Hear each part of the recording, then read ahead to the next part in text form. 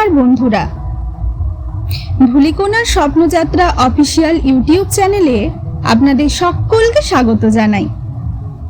সবসময় আমার মাথায় হাজারো গল্পের ভাবনা ঘোরাফেরা করে, কিন্তু সবসময় তা লেখার জায়গায় পৌঁছায় না।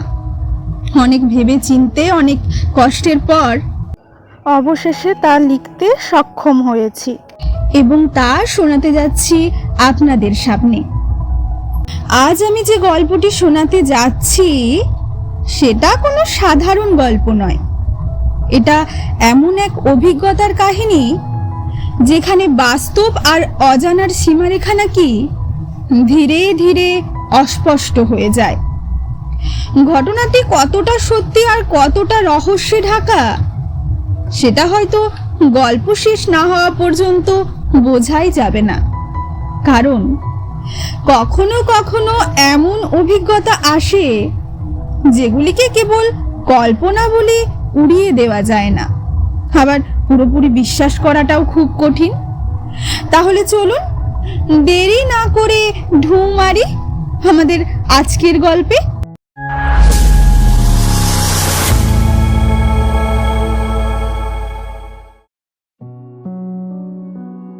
আজ আমি ছায়া, আমার কোনো দৃশ্যমান অস্তিত্ব নেই, তবুও আমি সবসময় এমন ছিলাম না। নতুন কিছু জানার প্রবল আগ্রহ আমাকে এক নিষিদ্ধ দরজার দিকে ঠেলে দিল, আর সেই পথ আমাকে এক অবস্থার মুখোমুখি করলো। ঘটনাটা যে কত বছর আগে ঘটেছিল তা বলা কঠিন। আমার নাম নবনীতা, বয়স 25। নতুন কিছু আবিষ্কার করা এটাই আমার চিরকালীন অভ্যেস। মানুষের ভয়ঙ্কর গল্পে লুকিয়ে থাকা স্থানগুলোই আমার আগ্রহের কেন্দ্রবিন্দু, বিশেষ করে সেই সব জায়গা যেখানে মানুষ সাধারণত পা রাখতেই ভয় পায়, কিন্তু আমার জন্য সেই ভয়ও ছিল প্রবলময় রহস্যের এক আমন্ত্রণ।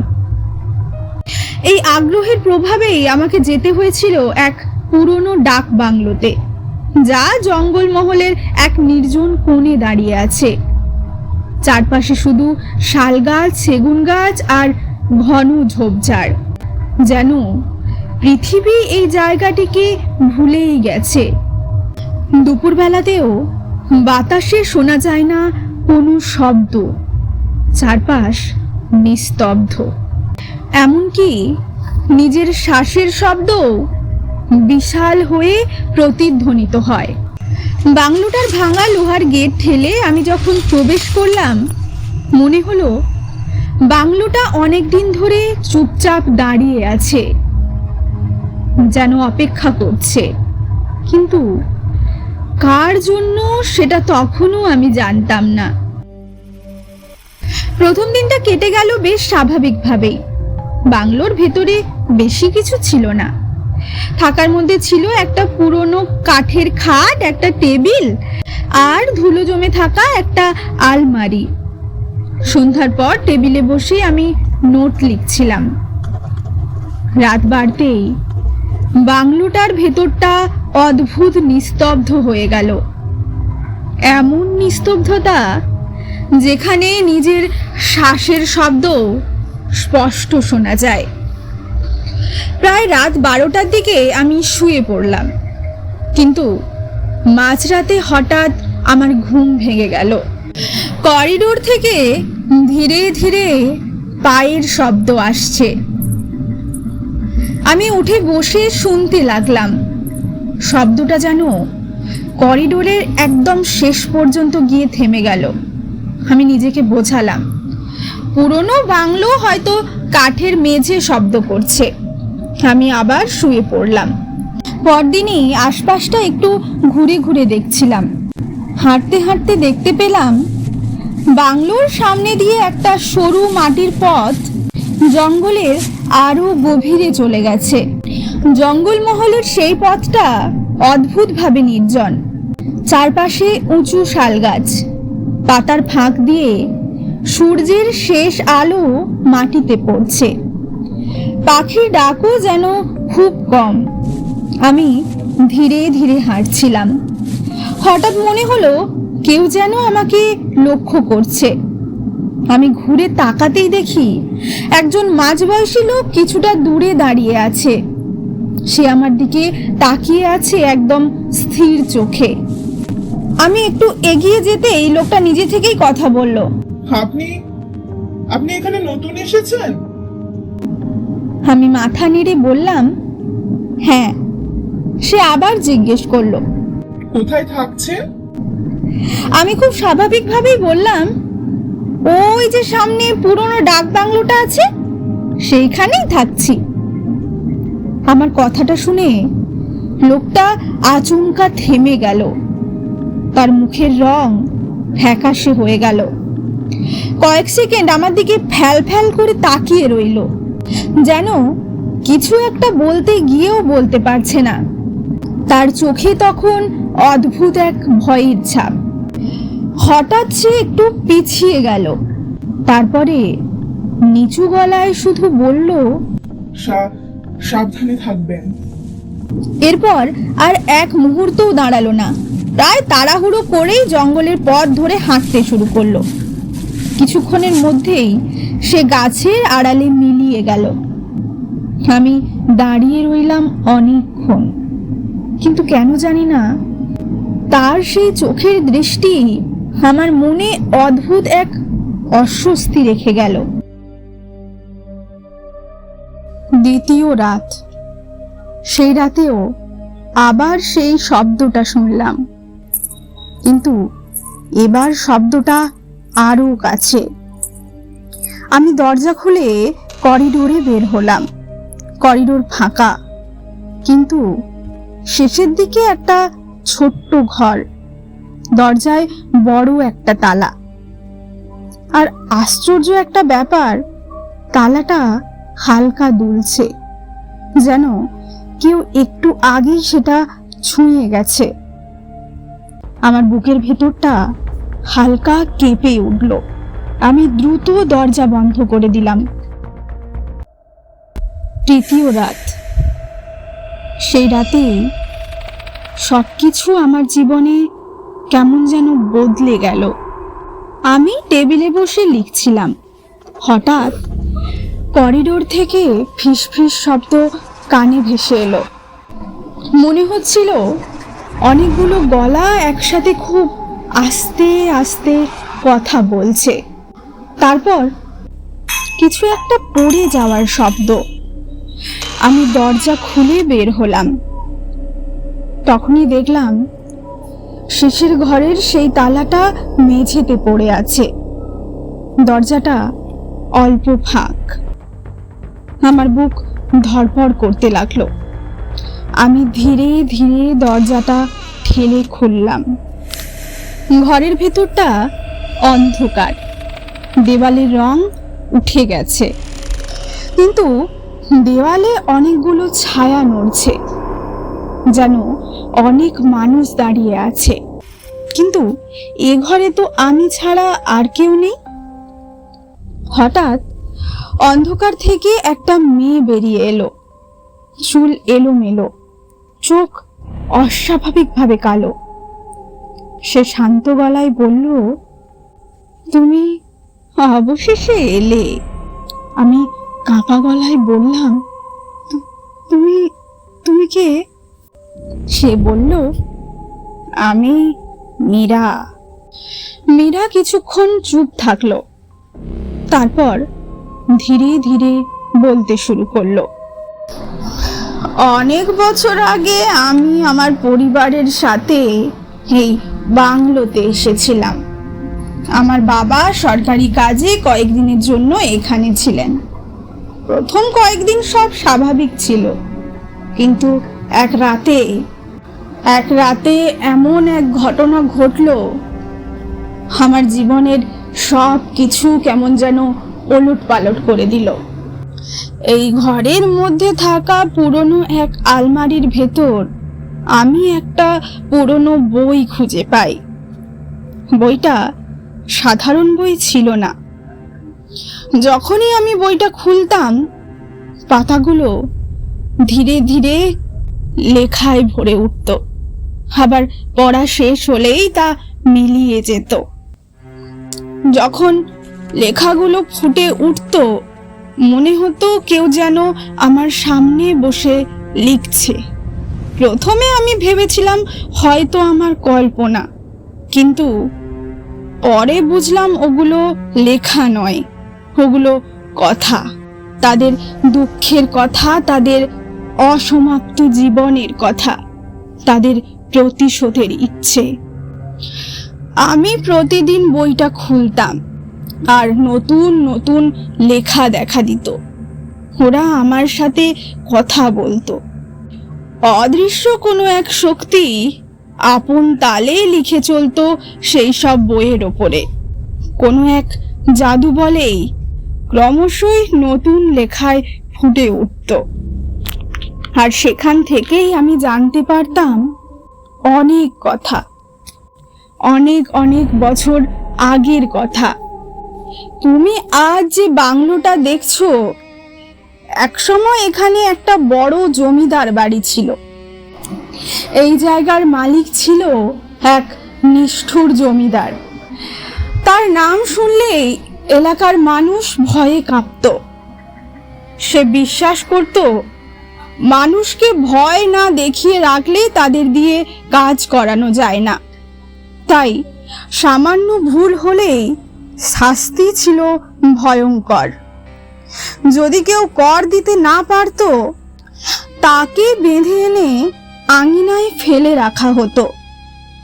সারা রাত বৃষ্টির মধ্যে, শীতের মধ্যে তাদের ওপর অন্যায় অত্যাচার চলত। কেউ যদি প্রতিবাদ করত তাকে দড়ি দিয়ে গাছের সঙ্গে বেঁধে চাবুক মারা হতো। মীরার গলা তখন আরো নিচু হয়ে গেল। কিন্তু সবচেয়ে ভয়ঙ্কর ঘটনাটা ঘটেছিল একটা অন্ধকার রাতে। সেই রাতে কয়েকজন কৃষক জমিদারের বিরুদ্ধে কথা বলেছিল। তারা বলেছিল আর অত্যাচার সহ্য করা হবে না। জমিদার সেটা শুনে ভীষণ রেগে যায়। তার লোকেরা গভীর রাতে সেই কৃষকদের ধরে নিয়ে আসে এই পুরনো ডাক বাংলোতে। তাদের হাত পা বেঁধে ফেলে রাখা হয় পেছনের মাঠে। মাটিতে তখন একটা বড় গর্ত খোঁড়া হচ্ছিল। তারা কেউই জানতো না তাদের সাথে কি হতে চলেছে। কৃষকেরা কেউ চিৎকার করছিল, কেউ কাঁদছিল, কেউ বা প্রাণ ভিক্ষা চাইছিল। কিন্তু জমিদারের মুখে একটুও দয়া ছিল না। সে ঠান্ডা গলায় বলেছিল, যারা আমার বিরুদ্ধে দাঁড়াবে তাদের জায়গা হবে মাটির নিচে।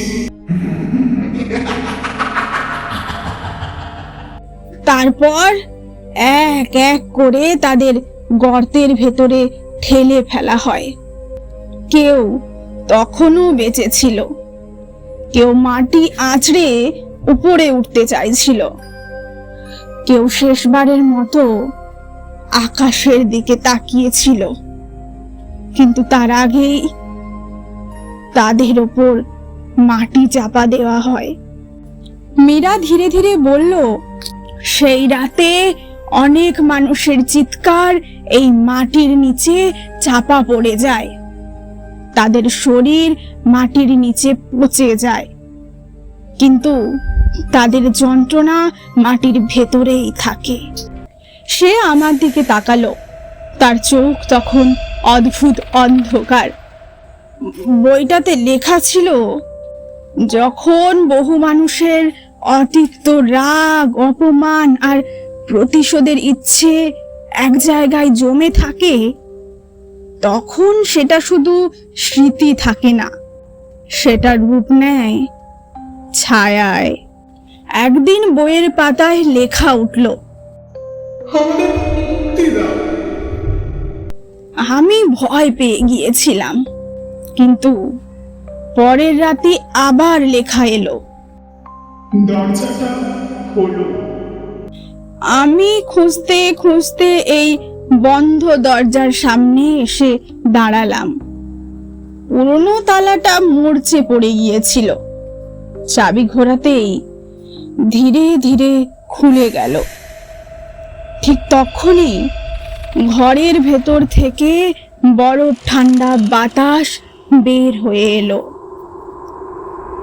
মেঝের ওপর একটা অন্ধকার দাগ নড়ে উঠল, আর সেই দাগ ধীরে ধীরে মানুষের মতো অবয়ব নিল।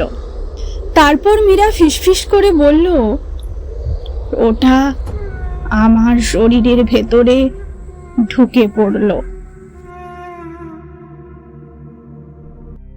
পরদিন গ্রামের লোকেরা আমার নিথর শরীর পেয়েছিল, কিন্তু তারা জানতো না আমি পুরোপুরি মারা যাইনি। আমি এখন শুধু একটা ছায়া। মা বাবা তখন সদ্য মেয়ে হারানোর কষ্টে ফিরে গিয়েছিল আমাদের পুরনো বাড়িতে। আমি রয়ে গেলাম একা। মীরা আমার দিকে তাকালো। তার চোখ তখন সম্পূর্ণ অন্ধকার। সে ধীরে ধীরে বলল, সেদিন থেকেই আমিও তাদের একজন। ছায়া সব সময় অপেক্ষা করে। আমি জিজ্ঞেস করলাম, কিসের জন্য? সে ফিসফিস করে বলল, নতুন কারোর জন্য। ঠিক তখনই বাইরে জঙ্গল থেকে অদ্ভুত শব্দ এলো। আমি জানালা দিয়ে তাকালাম। চাঁদের আলোয় জঙ্গলের ভেতরে অসংখ্য অন্ধকার অবয়ব নড়ছে। ওগুলো মানুষ নয়, ওগুলো ছায়া, অসংখ্য ছায়া। আমি ভয়ে ভয়ে বললাম, তাহলে তুমি যে বইটার কথা বলছিলে সেটা এখন কোথায়? মীরা ধীরে ধীরে আমার দিকে তাকালো। তার ঠোঁটে অদ্ভুত হাসি। সে শান্ত স্বরে বলল, তোমার হাতের দিকে তাকাও। আমি ধীরে ধীরে নিজের হাতের দিকে তাকালাম। সত্যি আমি কখন যে পুরনো বইটা হাতে তুলে নিয়েছি বুঝতেই পারিনি। তাড়াতাড়ি বইটা খুললাম। পাতাগুলো খালি ছিল, কিন্তু কয়েক সেকেন্ড পরে ধীরে ধীরে নতুন লেখা ফুটে উঠল। আরেকটা ছায়া জন্ম নিতে চলেছে। ঠিক তখনই দেওয়ালের দিকে চোখ পড়তেই দেখলাম দেওয়ালের মধ্যে থাকা অসংখ্য ছায়া মূর্তি আমার দিকে এগিয়ে আসছে। আমি ভয়ে চোখ বন্ধ করলাম। যখন আবার চোখ খুললাম, ঘরটা ফাঁকা। মীরা সেখানে নেই, কিন্তু দেওয়ালে একটা ছায়া নড়ছে। আমি ভয়ে ভয়ে তাকিয়ে রইলাম, কারণ সেই ছায়াটা আমার মতো দেখতে। কিন্তু ভয়ের বিষয়টা অন্য। আমি যেখানে দাঁড়িয়ে আছি আমার ছায়া সেখানে নেই। ছায়াটা দাঁড়িয়ে আছে ঘরের অন্ধকার কোণায়, আর ধীরে ধীরে সে আমার দিকে তাকিয়ে হাসছে। সেই হাসিটা মানুষের মতো নয়। সেই হাসির মধ্যে অদ্ভুত একটা অপেক্ষা আছে, একটা দীর্ঘ নিস্তব্ধ প্রতীক্ষা। আমি তখন বুঝতে পারলাম এই বাংলোর ভেতরে ছায়ারা কখনো হারিয়ে যায় না। তারা শুধু অপেক্ষা করে একজন থেকে আরেকজনের জন্য, একটা শরীর থেকে আরেকটা শরীরের জন্য। আর আজ আজ আমি বুঝতে পারছি আমি আর পুরোপুরি মানুষ নই, কারণ এই বাংলোর অন্ধকারে এখন আমিও দাঁড়িয়ে আছি, নিঃশব্দে, অদৃশ্য হয়ে। আর ঠিক মীরার মতোই আমিও এখন অধীর আগ্রহে অপেক্ষা করছি কখন আরেকজন মানুষ এই পুরনো ডাকবাংলোর দরজা ঠেলে ভেতরে ঢুকবে। কারণ ছায়ার সংখ্যা কমে না, তারা শুধু ধীরে ধীরে বাড়তে থাকে। তো এই ছিল আজকের গল্প ছায়া। গল্পটি যদি আপনাদের ভালো লেগে থাকে তাহলে অবশ্যই আমার পাশে থাকবেন। আপনাদের ভালোবাসা আর সমর্থনই আমার নতুন গল্প নিয়ে আসার সবচেয়ে বড় অনুপ্রেরণা। আজকের মতো এখানেই শেষ করছি। সুস্থ থাকবেন, ভালো থাকবেন, আর মনে রাখবেন কিছু কিছু অন্ধকার জায়গায় কখনো কখনো মানুষ একা থাকে না, সেখানে নীরবে অপেক্ষা করে আরো কিছু ছায়া।